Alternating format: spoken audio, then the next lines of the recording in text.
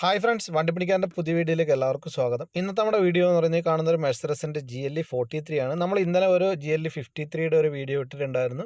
അപ്പോൾ ഈ കാണുന്ന ഒരു GLE 43 ആണ്. ഈ വാഹനം വർക്ക്ഷോപ്പിൽ വന്നിട്ടുണ്ടായിരുന്നു. ഓക്സിലറി ബാറ്ററി ഫെയിലിയർ ആയിട്ടാണ് ഈ വാഹനം വർക്ക്ഷോപ്പിൽ വന്നിട്ടുള്ളത്.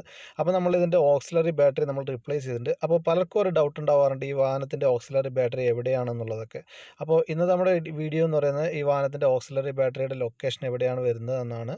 ഈ വാഹനത്തിൻ്റെ റിയർ സീറ്റിൻ്റെ അടിവശത്തായിട്ടാണ് ഈ വാഹനത്തിൻ്റെ ഓക്സിലറി ബാറ്ററി വരുന്നത്. അതിനായിട്ട് നമുക്ക് റിയർ ലെഫ്റ്റ് സീറ്റ് നമുക്ക് അഴിച്ചെടുക്കണം.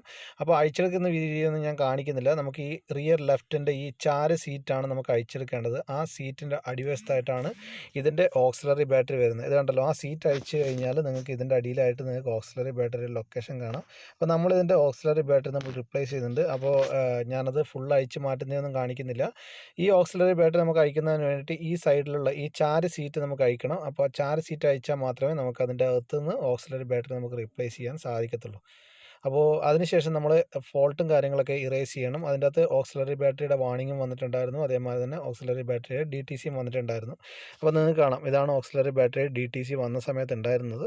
അപ്പോൾ നമ്മളത് റിപ്ലേസ് ചെയ്തിട്ടുണ്ട്. റിപ്ലേസ് ചെയ്തതിന് ശേഷം വാർണിങ്ങോ കാര്യങ്ങളോ ഒന്നും തന്നെ ഇല്ല. അതേമാതിരി തന്നെ എല്ലാ ഫോൾട്ടും നമ്മൾ ക്ലിയർ ചെയ്തിട്ടുമുണ്ട്. ഈ വീഡിയോ നിങ്ങൾക്ക് ഇഷ്ടപ്പെട്ടുണ്ടെങ്കിൽ മറക്കാതെ ചാനൽ സബ്സ്ക്രൈബ് ചെയ്യണം, എന്നെ സപ്പോർട്ട് ചെയ്യണം. Thank for watching.